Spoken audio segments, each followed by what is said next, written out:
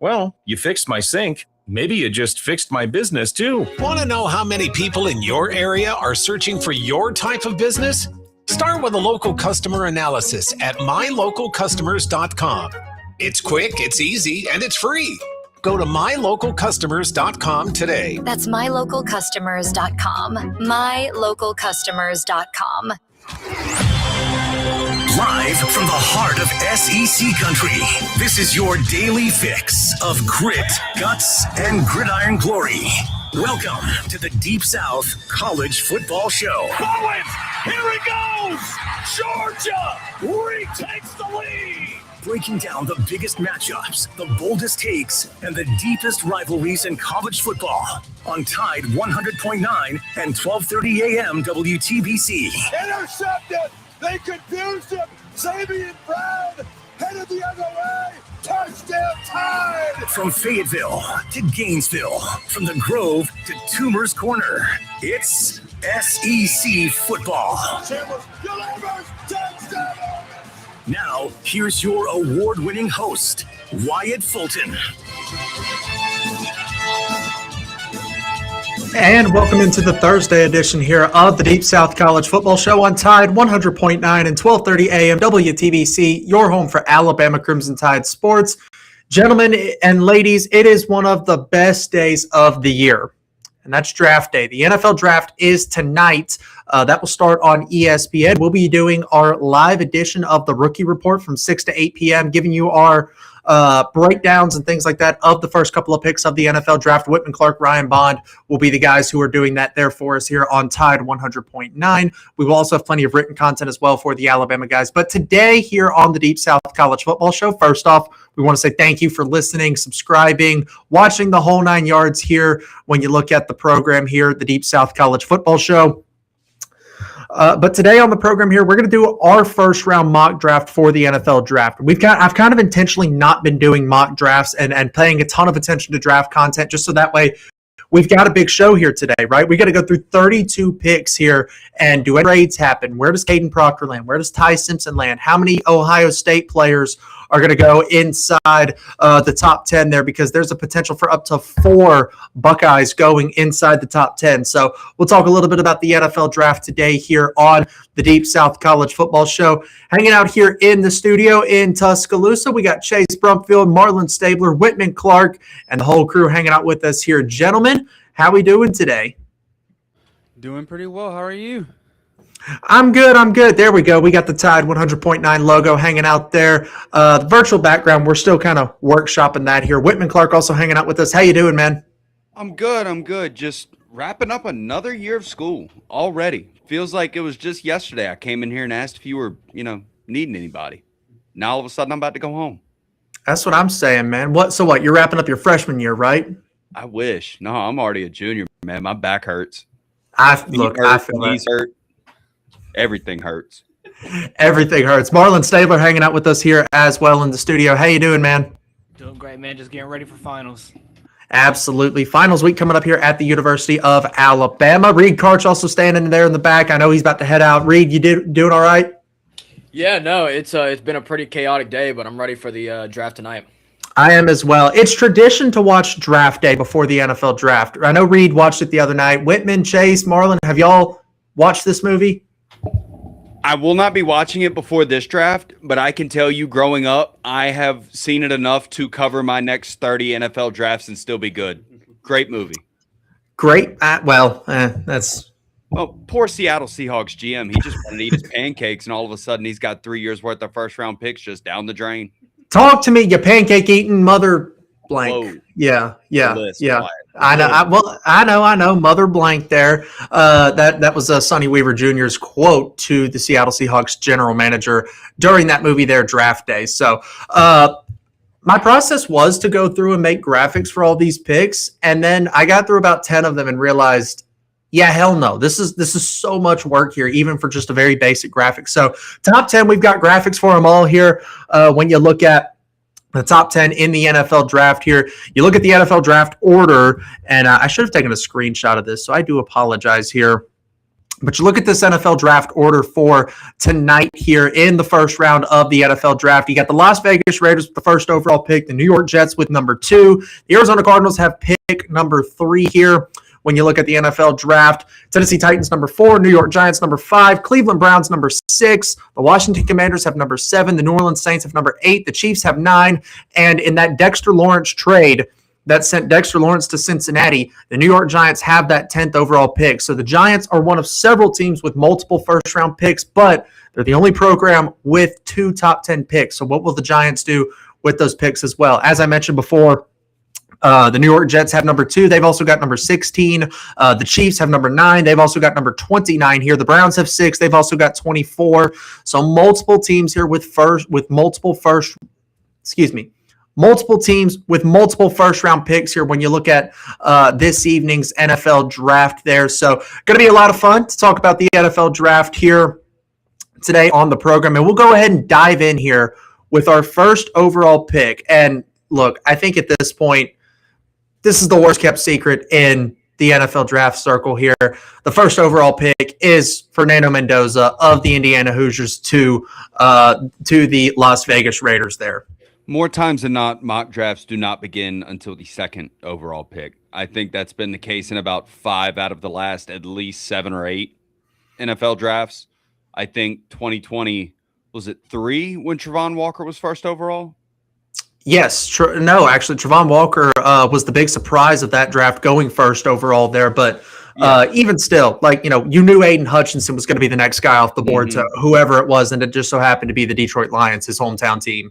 First time in a while that the first overall pick was really everybody knew it would not be a quarterback. Yeah, you're absolutely right there. Odd buildup. It did, but you look at Fernando Mendoza, 3,500 yards, 41 touchdowns, 6 interceptions, Heisman Trophy, undefeated, national champion.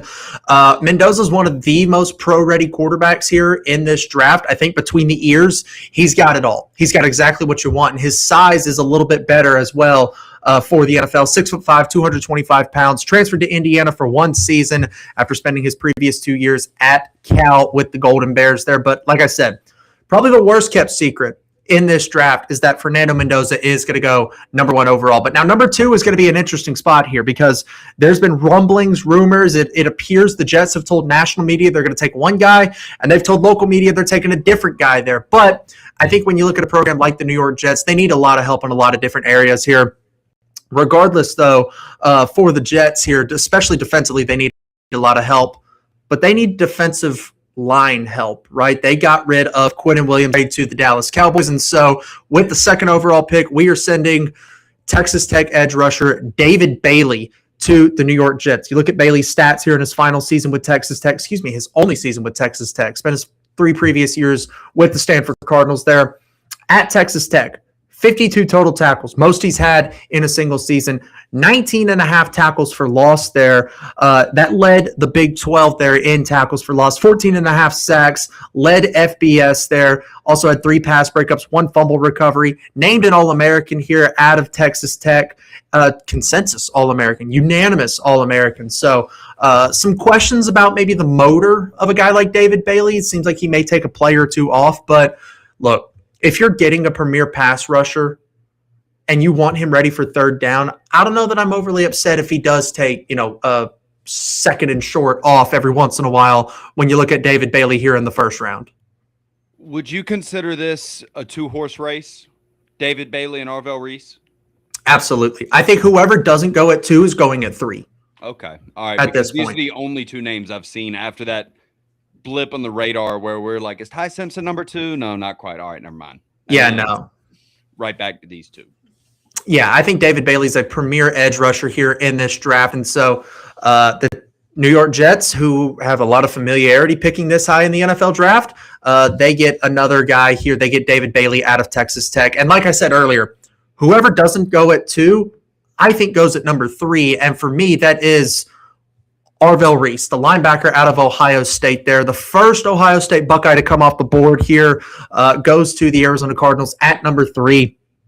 Phenomenal career in Columbus, Ohio. And by the way, only 3 years. I know he's a non-premium position, and you're kind of worried about, linebackers and running backs have a lot of the same concerns, right?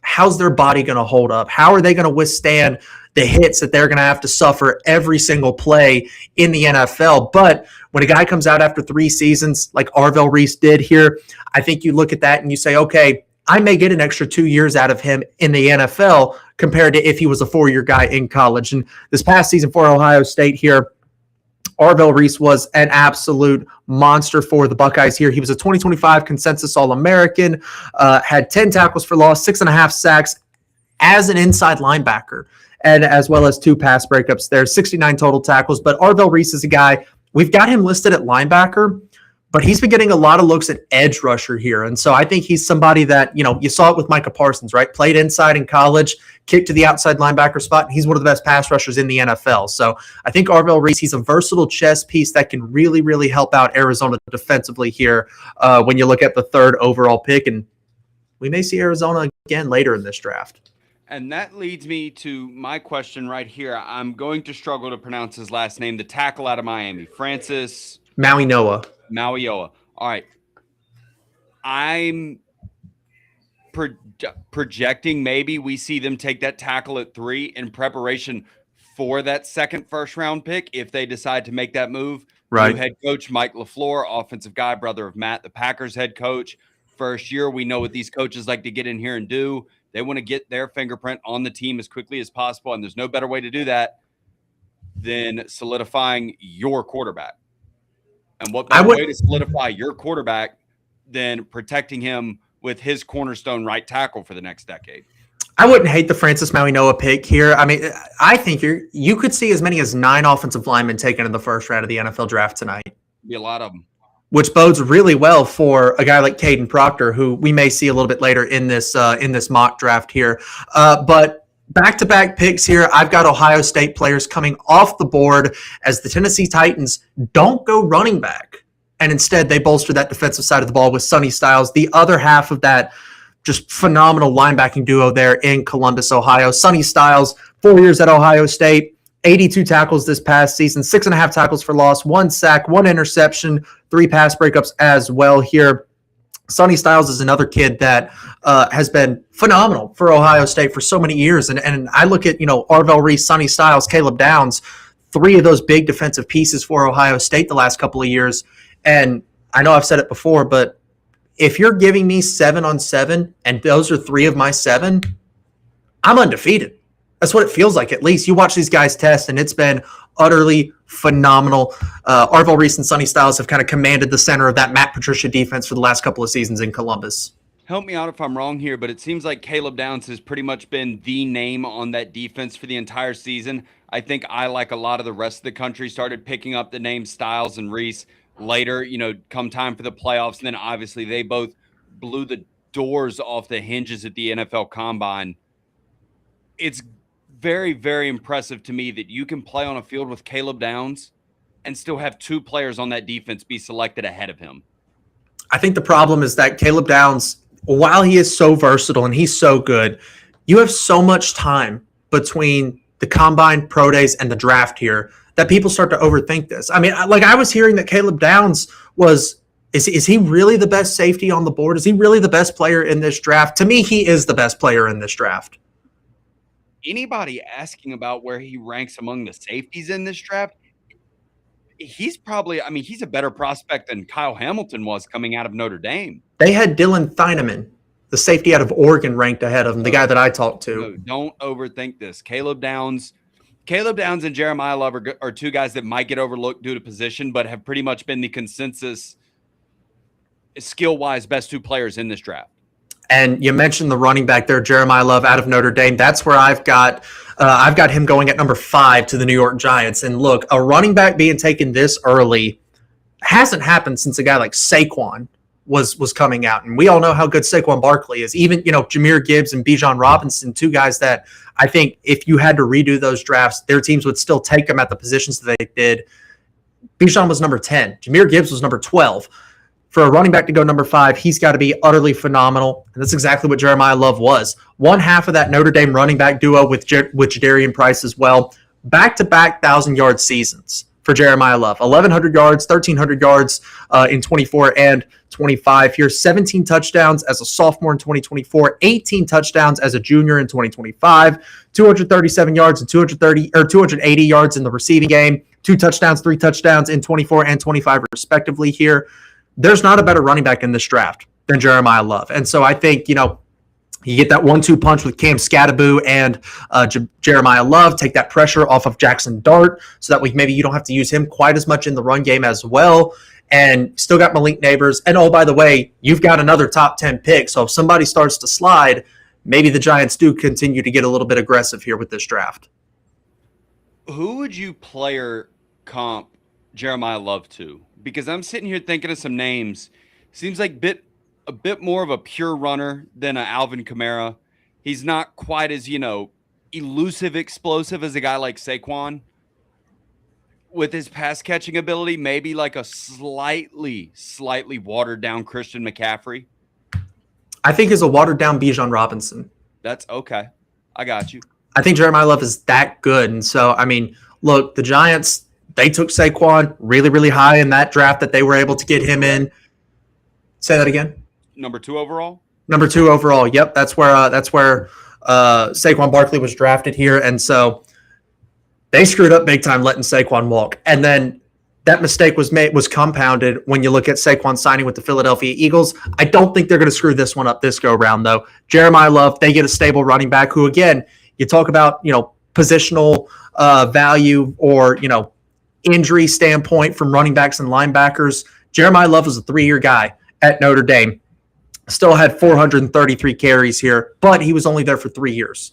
So I think when you look at Jeremiah Love, you say, okay, running back shelf life is very, very short. I control the first 5 years of his career. Realistically, could end up controlling the first, 6 or 7 when you look at franchise tags and things like that. And so I think the Giants will not make that same mistake when you look at Jeremiah Love coming off the board here at number 5 overall. On the other side of this break, we got to pay some bills here, but on the other side, we'll continue talking about the NFL draft as the first round gets started tonight at 7 p.m. right here on Tide 100.9 and 12:30 a.m. WTBC, your home for Alabama Crimson Tide sports.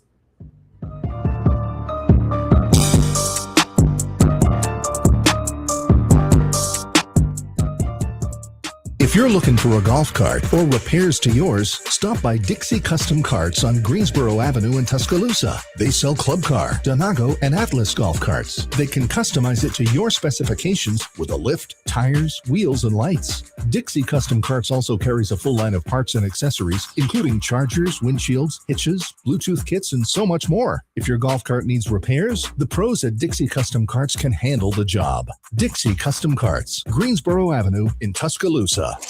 Ho!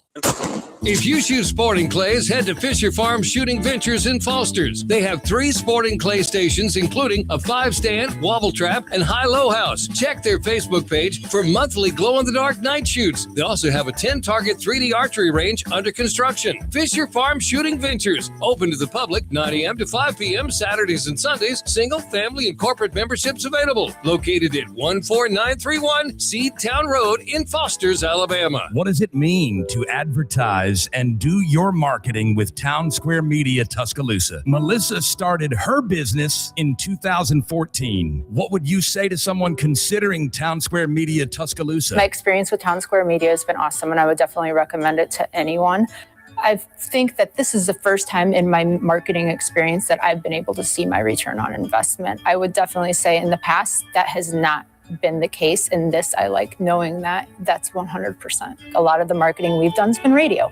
You guys have so much more to offer than that, whether it's, websites, from targeted marketing to radio. You are kind of a one-stop shop, and it makes doing marketing so much easier. So I would definitely recommend it. For more info on marketing with Town Square Media Tuscaloosa, call 205-345-7200 or click on Advertise with Us on our website. Finding great candidates to hire can be like, trying to find a needle in a haystack. Sure, you can post your job to some job board, but then all you can do is hope the right person comes along, which is why you should try ZipRecruiter for free at ZipRecruiter.com/radio.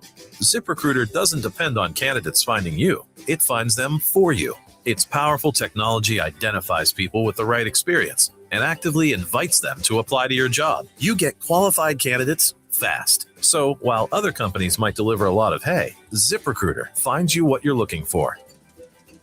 The needle in the haystack. See why 4 out of 5 employers who post a job on ZipRecruiter get a quality candidate within the first day. ZipRecruiter, the smartest way to hire. And right now, you can try ZipRecruiter for free. That's right, free at ZipRecruiter.com/radio. That's ZipRecruiter.com/radio. ZipRecruiter.com/radio. ZipRecruiter.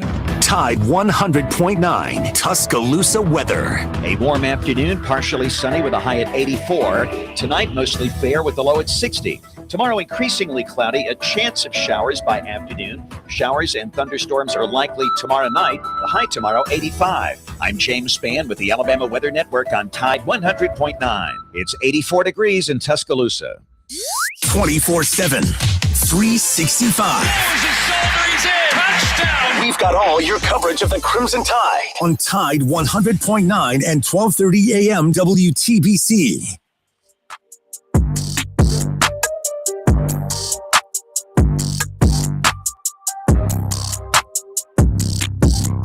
Welcome back into the Deep South College Football Show right here on Tide 100.9 and 1230 AM WTBC. We are your home for Alabama Crimson Tide sports, but we're also streaming the show live here on the YouTube page. Just go check out the Deep South College Football Show on YouTube or Tide 100.9's Facebook page or my own personal Twitter page at FultonW_ as it scrolls right across the bottom of the screen there. We ran through the first 5 picks here of the NFL draft here, and at number 6, the Cleveland Browns come up to bat for their first pick of the first round here. And looking at the Cleveland Browns, they need a lot of help in a lot of different areas. And I almost gave them another wide receiver. Jerry Jeudy hasn't quite been, exactly what they had hoped for. They need some help there for a guy like a Shedeur Sanders. I think at running back, they're fine with Quinshon Judkins and Dylan Sampson. But you go get a guy that you stick on the outside of that offensive line and you don't worry about him for years to come here, and that is Francis Maui-Noa out of the Miami Hurricanes there. He protected the right side of Carson Beck this past season. He is one of the best offensive tackles in this draft here. If you think you can kick him to the left side and he can be a franchise left tackle, then all the more power to you. I almost also went with Spencer Fano here out of Utah, but I think Maui-Noa would still be a phenomenal pick for Cleveland. If Maui-Noa is gone by now, where do you see the Browns going? I think Spencer Fano. Okay, so you think they're going tackle regardless? I think offensive tackle is a big thing for them there. Now, if Sonny Styles or, Arvell Reese slides, or maybe even if, Jeremiah Love is sitting there, they may say, look, we do have Judkins and Sampson, but let's go get a guy that we know is going to be a stud, and then we can flip, Judkins or Sampson there for maybe some draft picks later on in the draft. So you consider relatively unlikely that a wide receiver goes to Cleveland here? I don't think it's unlikely, but I think with how good the tackle class is here, I think if you need somebody along that offensive line and you're within the first 15 picks, you go get them, because there's many, many different options that you can choose and still feel really good about yourself. I like it. But you did mention wide receiver here, and for the Washington Commanders, they do need a little bit of help in some areas. One of those areas is wide receiver. You want to get Jaden Daniels, his bona fide weapon number 1. And that's what I did here in this mock draft, sending Carnell Tate, the Ohio State wide receiver, to the Washington Commanders here. 3 Buckeyes gone in the first round, or in the first 10 picks here when you look at the NFL draft. By the way, Carnell Tate he's such a good player. And I understand Jordan Tyson's also a really good ball player here, but Carnell Tate has got a lot more blocking reps than Jordan Tyson does, and I think don't underestimate that in determining which one of these guys is wide receiver 1 or 2 here in this NFL draft here. Carnell Tate's been playing second fiddle all his career. 2023, he was behind, Jackson Smith and Jigba. Right, 2024 and 2025, he's behind Jeremiah Love. So even though he doesn't have the eye-popping numbers, he still produced really, really well for Ohio State in his 3 seasons there. 875 yards, 9 touchdowns in his final season there in Columbus. And Jaden Daniels goes and gets a guy that you absolutely would love to have if you're a young quarterback in the National Football League. Not to mention, I think, 3 years of running the number 2 wide receiver spot would be a great fit for him to go to Washington. because there he gets to line up at the wide receiver 2, maybe even the wide receiver 3 behind a 1 Terry McLaurin, fellow Ohio State wide receiver pipeline freak. We know these Ohio State wide receivers thrive very, very well in the National Football League, and I think Cardinal Tate's another guy that can do so right there. With the New Orleans Saints here, they need some serious help. The Saints their cornerstone defensive pieces have always been a little bit on the aging side. Now, when you look at Demario Davis, Cam Jordan, they are really, really on the aging side. And Chase, you're a Saints guy. Didn't Demario Davis leave New Orleans? Yes, he did. I'm sorry to. I'm sorry. I think. I'm sorry to bring up the trauma there, Chase, but maybe in the second round, the Saints address that with maybe a guy like C.J. Allen if he's still on the board there. But for the New Orleans Saints, I think you say, screw it, we're just going to go get the best player available. And that best player is one Mr. Ruben Bain Jr. out of the Miami Hurricanes here. Bain is a phenomenal player. And look, little T-Rex arms don't matter when you can just bull rush and bulldoze and overpower every other player on a football field here. Bain in his final season with the Miami Hurricanes, 54 total tackles, 15.5 tackles for loss, 9.5 sacks, 1 interception, and a pass breakup as well. Was named a consensus All-American. He won the Ted Hendricks Award and was the ACC Defensive Player of the Year. He was the engine that made that Miami defense run down there in South Florida, and I think he's going to be the engine that makes that New Orleans Saints defense run for a long time as well. One takeaway from you picking Ruben Bain to New Orleans. How loaded is the top end of this draft class? I don't think I've heard that mentioned nearly enough to consider the fact that guys like Caleb Downs and Ruben Bain have not been picked yet, and you can justify it. Yeah, I mean, Ruben Bain was a human horror movie on the defensive line all year long. He is one of the most violent football players I've ever seen. Caleb Downs is one of the best football prospects you've ever seen in the defensive secondary. And one of them hadn't even gotten picked yet. The other one goes at 11. He's got top 5 talent. He absolutely does. And look, I mean, you look at this draft class, it's very top heavy, but there is some good depth there. Some good, it's not necessarily depth, but good value for some of these later round picks here when you look at the NFL draft. And again, Ruben Bain's a guy that I think probably should go higher. But again, you look at all the guys and there's plenty of justification for why he is still sitting there at number 8. And I think if he is, the New Orleans Saints say, to hell with whatever plan we had. Let's go get this kid if Ruben Bain's still sitting there. At number 9, a team that we do not really see picking in this spot very often. That's the Kansas City Chiefs, and I think they go cornerback here, taking Mansour Delane, the big corner out of the LSU Tigers there. In his final season in his only season at LSU after spending 3 years at Virginia Tech, 45 total tackles, 2 interceptions, 11 pass breakups, was named a consensus All-American here coming out of LSU. The Chiefs are almost never picking this early, and they don't expect to be picking this early again. So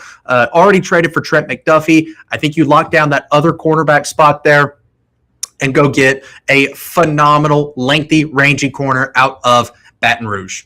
Now, I think the corner debate is very interesting. Who's number 1, Mansour Delane or Jamad McCoy? Because a lot of people are saying, everything I've read, if McCoy plays this last season, it's almost kind of cut and dry who the number 1 is. But do you think the ACL is enough to scare GMs into way to thinking that it might be a 1-1A kind of situation? Yes, that ACL is a little concerning considering the fact that he didn't play last season, but there's also now rumors and reports floating around that he may not even play this year. His rookie contract, he may not even play because of a different issue in the knee there. That same knee, but not anything regarding the ACL. So I think Mansour Delane is your top corner if you're looking for an immediate impact guy like the Chiefs probably are here. Well, Jamad McCoy better hope that nobody says that on a single TV network from now until when he gets picked, because we know how quickly or all it takes to scare a GM away from making a pick. You're absolutely right there. And then at number 10, he finally comes off the board. The number 1 player in this draft comes off board at pick number 10 to the New York Giants, where I have them selecting Ohio State safety Caleb Downs. He has been the best defensive player in football for 3 years. I think the only reason he's not in contention for number 1 is because he's a premium player at a non-premium position look, we know what he did at Alabama his freshman season. His final year at Ohio State, 68 tackles, 5 tackles for loss, 1 sack, 2 interceptions, also had 2 pass breakups. A safety, finished top 10 in the Heisman Trophy voting here. And then you look at what other awards and accolades he was able to get. 2024 Consensus All-American, 2025 Big Ten Defensive Player of the Year, 2025 Unanimous All-American, the Jim Thorpe Award, the Ronnie Lott Award. I mean, we could do an entire hour on Caleb Downs and how versatile and how good he is here. But in my opinion, the best player in this draft comes off the board at number 10. Fantasy Dog here says a la Warren Sapp as well here. So best player is now sitting in New York. And the 2 players that I think really hurt the Giants the most when they left, when you look at Xavier McKinney and Saquon Barkley, they now replace them with Caleb Downs and Jeremiah Love. Name me, if you can, the best prospect at safety not named Caleb Downs in history. Oh, in history. Ooh. I think, like, coming out of college, the buzz generated out of college and what people have been saying about this kid since he was 6 years old. I cannot remember a pure deep send him back 20 yards safety that has generated the noise that this kid has. Caleb Downs is, I think, the best safety prospect we've seen in God knows how long here. So on the other side of this break, though, we will continue to run through. We'll have to speed this up, which is why I'm kind of glad I didn't make graphics for the entire top 32 now. But we'll speed this up a little bit as we run through the first round here of the NFL draft. Don't forget it starts tonight here at 7 o'clock on Tide 100.9 and 12:30 a.m. WTBC, your home for Alabama Crimson Tide sports.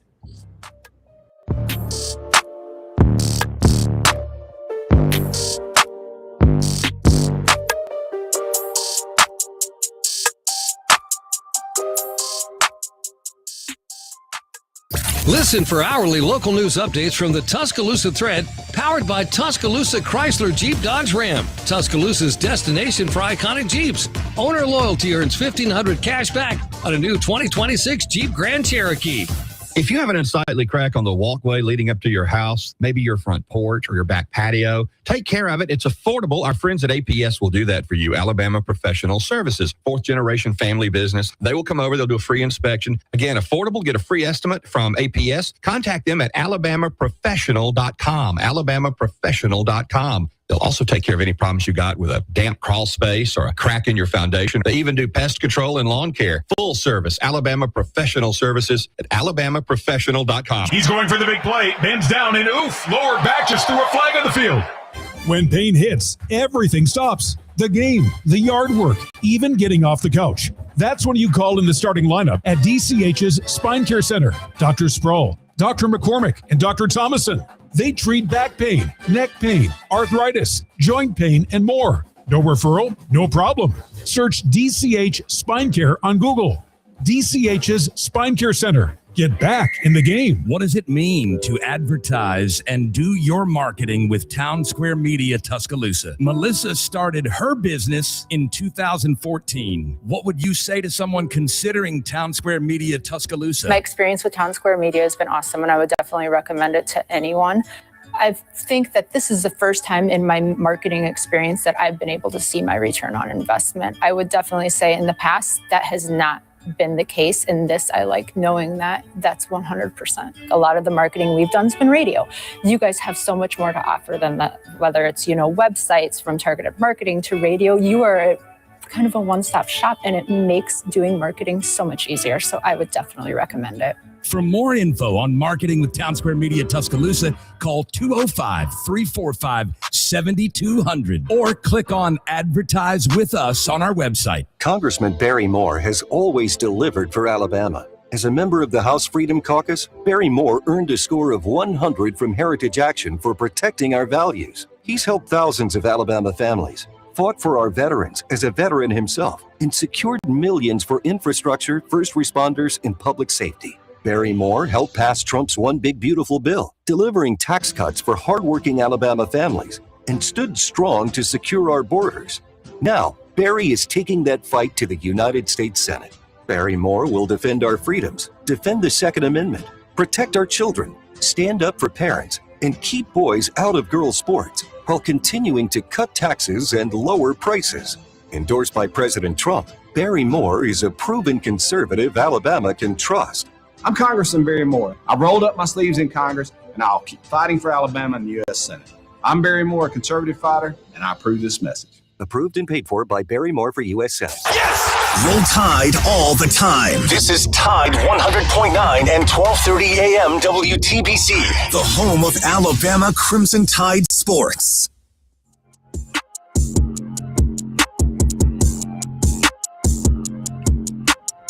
Rolling through our NFL mock draft here on the Deep South College Football Show as the first round starts tonight here.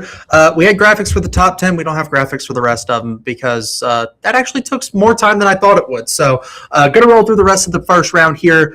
At number 11, the Miami Dolphins need a lot of help here, and this is a multi-year rebuild team. I think you go get a left tackle that will make it just, you don't have to worry about this guy at all at left tackle here. So I think they go with Spencer Fano, the big offensive tackle out of Utah. And we're starting to see some more of these tackles come off the board. I said as many as 9 could come off the board here. I think I've got, 1, 2, 3, 4, 5, 6, 7, 8. I've got 8 offensive linemen coming off the board here in the first round of this mock draft that I ran today. And so here at number 12, I've got the Dallas Cowboys not participating in the offensive tackle run here, but instead I've got the Cowboys. They need some help in the secondary. Jerry Jones has been known to maybe risk it a little bit, risk a guy who maybe has an injury history, but is still a phenomenal player. And so I think even though he's having some issues with the knee, I think Jermod McCoy comes off the board here to Jerry Jones and the Dallas Cowboys there. They need that cornerback help there. Your number 1 corner, Trayvon Diggs, the former guy out of Alabama. He obviously could cut him during the season. He signs with Green Bay. Dallas needs help in the secondary. I think Jerry Jones would be aggressive in going and getting a guy like Caleb Downs, but I think, the Chiefs see Mansour Delane on the board and say, well, we can't lose him. The Saints say, yeah, we're not moving off of Reuben Bain here. And then at that point, I think, Washington's not going to trade with them. And so you're trying to get up to number 6 at that point. So I think Dallas sticks at 12, and they take Jermod McCoy. At number 13, the Los Angeles Rams here. They need another weapon on the offensive side of the ball to go alongside Puka Nacua. No offense to Devontae Adams, but he's getting up there in age. And so I think you go get a guy that can learn for a season as a wide receiver 3, and then you move off of Adams and make this guy your bona fide wide receiver 2. So Mekhi Lemon, the wide receiver out of USC, is now a Los Angeles Ram. He goes probably about 6 miles down the road, and in the LA traffic, it's about an hour and a half down the road when you look at the Los Angeles Rams going there from the USC Trojans. At number 14, our, second trade of the first round with the Giants sending Dexter Lawrence over to Cincinnati and getting that first round pick. But first draft day trade of the year, the Detroit Lions trade up to number 14 and take Alabama offensive tackle Caden Proctor here. Proctor is a massive, massive human being here. He's 360 pounds, but he moves like he's 330. Coach Saban, Chase Whitman, did you guys hear Coach Saban, what he had to say about Proctor in the draft here? Refresh us. He said that, look, when he is in the building, Proctor is one of the best workers that you've got. He's going to come in, do his job if you can get him in the building. But in the offseason, Proctor may not necessarily keep the weight that he needs to. This is Coach Saban's words, by the way. Not anything I'm saying, not anything I'm reporting. This is literally what Coach Saban said yesterday on the Pat McAfee show. Said if you can get him in the building, he'll be great. But it's getting him in the building at the weight that he's supposed to be at. So I think you need a rigid program around Proctor, somebody that's going to hold him accountable, and I think Detroit is the program that could do that. I think both sides of that statement hold up very well because the amount of trust that a Coach Saban, of all people, has to have in you to start you as a true freshman for the entire season, second ever college game, and he's being asked to block guys from the University of Texas. Not many guys can say that Nick Saban has done that for him. But also, we all saw that Florida State game when he got turned around like one of those, fancy hotel doors. Yep. It just came in, was it 20-some pounds overweight? Yep. A lot. Lost it all by the Georgia game and looked good from there on out. But I think both points that he made have proved themselves to be more than true. You've also still got Penei Sewell in Detroit there. So if you need to move Proctor inside a little bit, I think you still have that ability. But Taylor Decker, the big tackle there in Detroit, did retire this offseason. So big offensive tackle need there with Detroit. They're used to taking Alabama players. So we've got another one heading on up to Detroit, Michigan there. At 15, the Tampa Bay Buccaneers here. They need some pass catching help, but not necessarily at receiver because they've got Emeka Egbuka already there. So I think they go Kenyon Sadiq, the big tight end out of Oregon there. Another really versatile pick for the Oregon Ducks as they get on the board with their first rounder here in the 2026 NFL Draft. At 16, the Jets are back on the clock here. Is this where Ty Simpson goes? No, it is not. The Jets decide, all right, we're going to roll with Geno Smith here. We really like some of the guys in this 27 draft, Julian Sayin, Arch Manning, but we want to see if Geno was the problem in Vegas or if we still need, kind of a bridge quarterback, right? These older veteran quarterbacks become kind of quarterbacks here. And so I think they set up for success if they can get Ty Simpson in the second round or if Geno Smith wants another weapon here. And this is where I've got Jordan Tyson, receiver out of Arizona State, getting drafted here to the Jets at number 16. Hamstring doesn't appear to be a problem anymore, so Jordan Tyson rocking and rolling in New Jersey, not New York, incorrectly named team there with the New York Jets there. At 17, this is where the Lions were. Now we've got the Baltimore Ravens at number 17. They need defensive line, get the best of them in this class, pure defensive lineman, not talking edge or anything like that. You're a defensive lineman's class, and you go get Peter Woods out of Clemson there. Dabo Sweet may not be able to win quite as much on the field as he used to, but he's still churning out really, really strong talent when you look at guys like Peter Woods, Blake Miller as well in this year's NFL Draft there. At number 18, the Minnesota Vikings here. Harrison Smith, really, really good ball player. Doesn't appear to be dropping off a ton in his level of play despite being, it feels like 40 years old at this point here with Harrison Smith, but they do need another safety because the Lewis Cine pick didn't quite work out last time they did this in the first round. So they go get Dylan Theineman. I do apologize for the butchering of his last name there. The big safety out of Oregon again. And the Ducks are continuing to rock and roll with 2 first-rounders here in 2026. The Carolina Panthers are up at number 19 here. And you look at the Panthers and made the playoffs, threatened the Rams, but couldn't quite get the job done. Do you get another pass catcher for Bryce Young? Do you get him a reliable tight end? Do you go defense there because they need some help on the defensive side of the ball there? I think Cam Newton said it best. What's the best friend of a quarterback? A big tight end? That's not what Cam said, though, is it? That's not what Cam said. Oh, well, then what did Cam Newton say? Cam Newton said the best friend of a quarterback is the offensive line. You got to protect Bryce Young, and they go Monroe Freeling out of the University of Georgia here, taking a big left tackle, and then that allows you the versatility to use Ike Ekwonu, depending on how you want. Both those guys, I think, can play guard and tackle here. So figure out which one's your best left tackle, slide the other one in at guard there, and now suddenly you've pretty much built a wall on that left side of the offensive line, protecting Bryce Young's blind side there. At number 20, Dallas is back up here. Traded away Micah Parsons.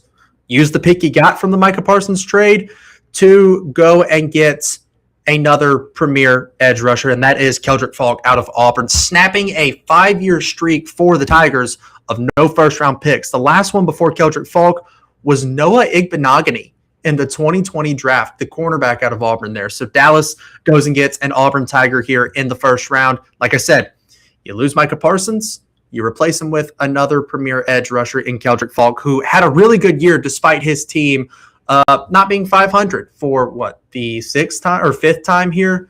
Auburn's not been above 500 since Gus Malzahn was fired in 2020 there. So even though the Tigers have been struggling, Keldrick Falk has not. So we've got Keldrick Falk heading to Dallas there at pick number 20. At 21, the Steelers are back up.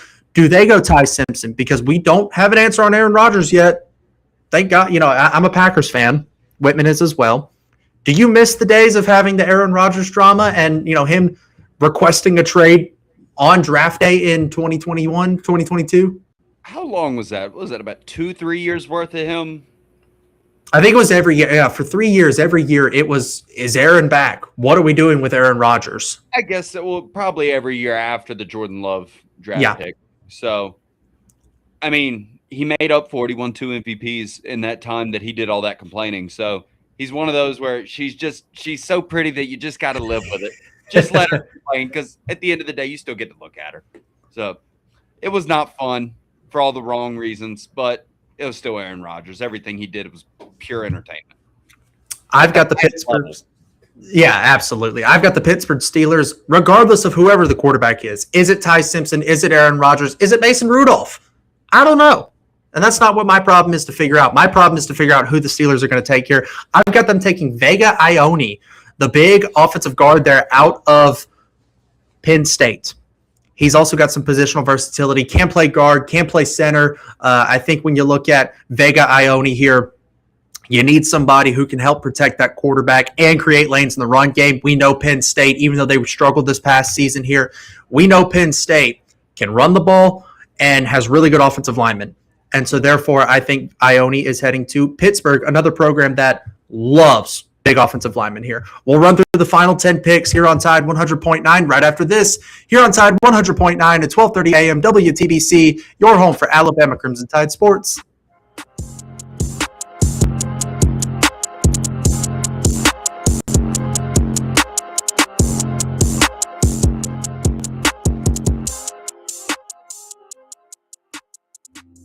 Hi, this is Gene Poole.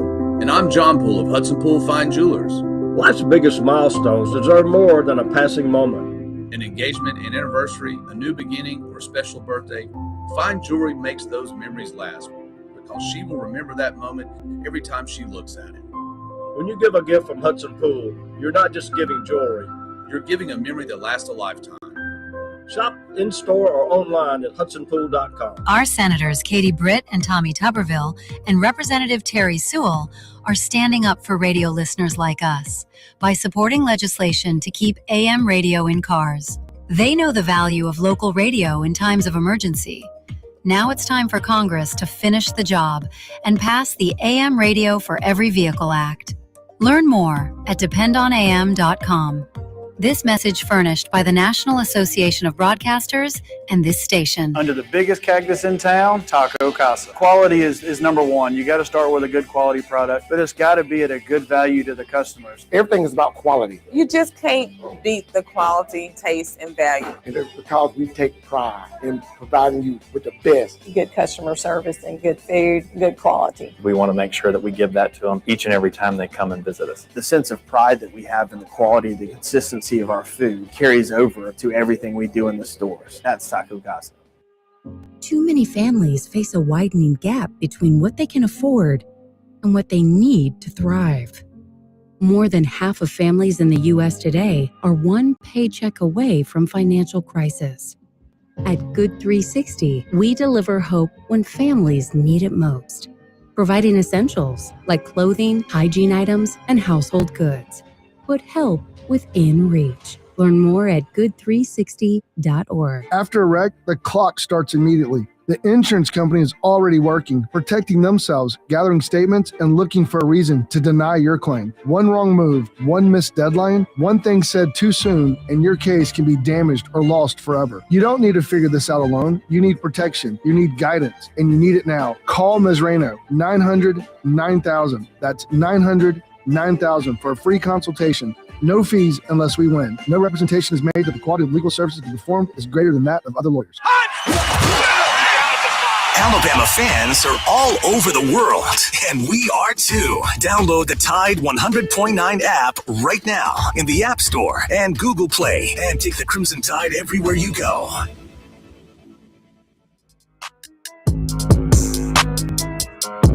We got 10 picks left here in the first round of the NFL draft and about 9 minutes to run through them. So let's do it right here at 22 to the Los Angeles Chargers. I've got Caden McDonald, the big defensive tackle there out of Ohio State. Another Buckeye goes in the first round. And at this point, we've got Arvell Reese, Sonny Styles, Caleb Downs, Cornell Tate, and Caden McDonald. 5 first-rounders out of Ohio State University there.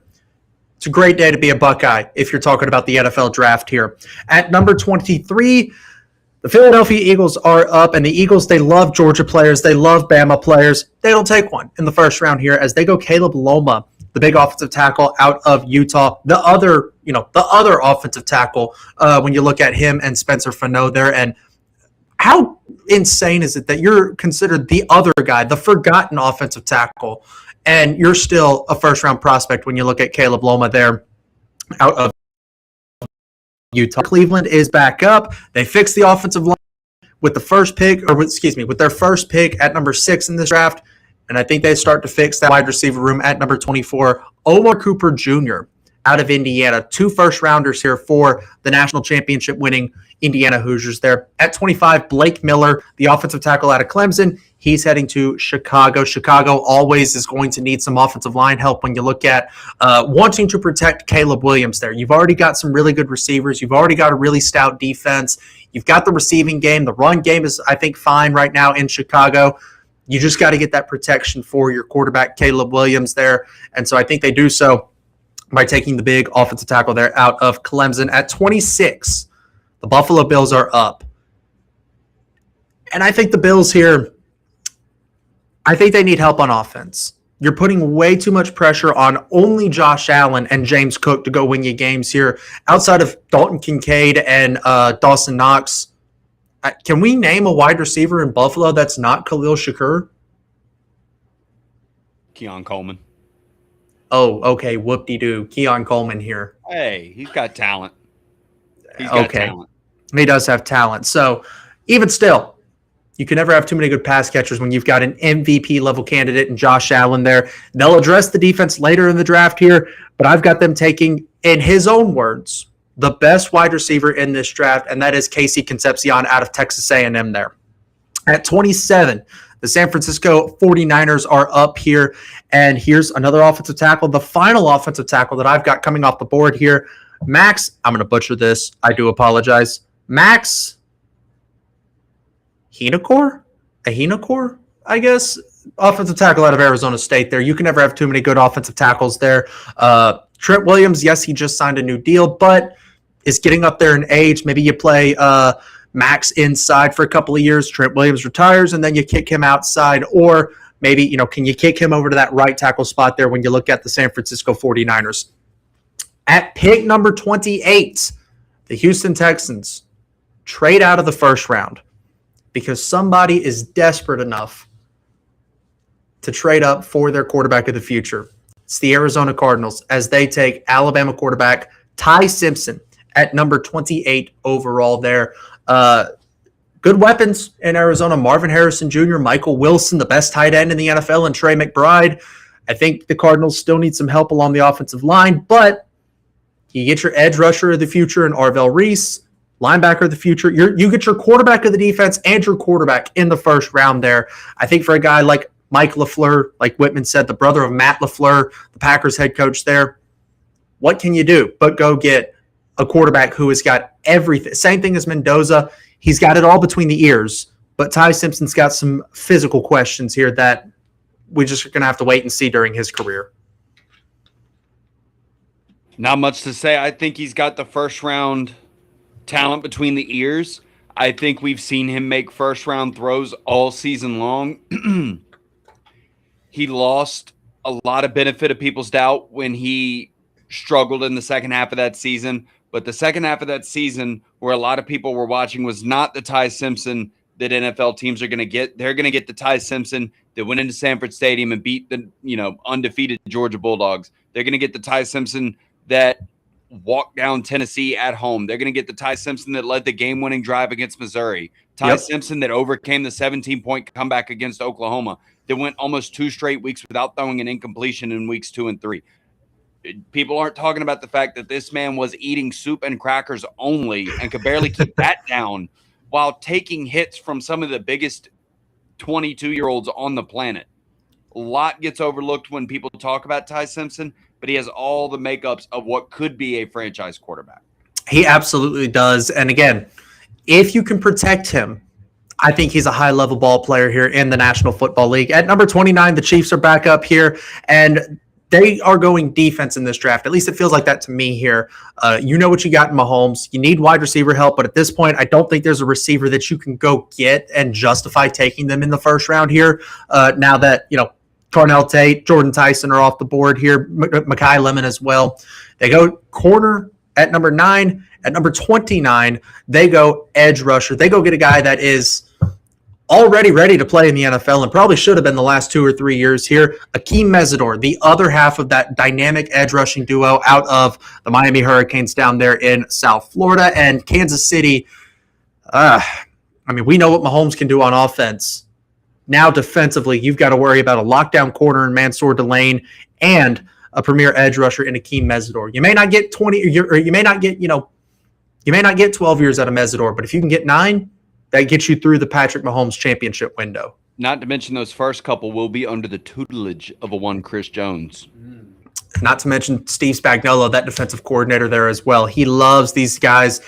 He loves these edge rushers, and I think he'll get a great one there in Akeem Mesidor. At number 30, the Miami Dolphins. Again, this is a multi-year rebuild for the Dolphins here. I think they addressed offensive line with their first pick at number 11, and at number 30, they addressed the secondary that needs that secondary needs a lot of help here. And they go Colton Hood, the cornerback out of Tennessee. 2 first-round corners for Tennessee. Good on the Volunteers. Good on the Volunteers there. That's all we're going to say about the Tennessee Volunteers here today on the program. At number 31, your Super Bowl runner-up, the New England Patriots. They need help defensively. They need an inside linebacker. You go get the best inside linebacker, pure inside linebacker in this draft, and you go take a damn good dog, C.J. Allen, out of Athens, Georgia here. Dogs coming out with 2 first-round picks here. You get a quarterback of your defense. They'll address some other areas later in the draft there. And then at number 32, your Super Bowl champion Seattle Seahawks. They don't need much, but they do need a little bit of edge rusher help here. And so I think Zion Young, a pure pass rusher, edge rusher, somebody that is a force to be reckoned with there out of the Missouri Tigers. I think he goes there at number 32. That is the first round of the NFL draft. No need to watch the draft because we just spoiled it for you here. We'll throw up, we'll put up here our first round mock. There it is, the first round mock, courtesy of PFSN there. Screenshot it, call us idiots here. Do whatever you want to when we inevitably get this wrong here. But that is our first round mock here on Tide 100.9. Coming up next, the game with Ryan Fowler from 2 until 6 p.m. At 6 p.m., don't forget, 2-hour edition of the Rookie Report here on Tide 100.9 and 12:30 a.m. WTVC, your home for Alabama Crimson Tide sports.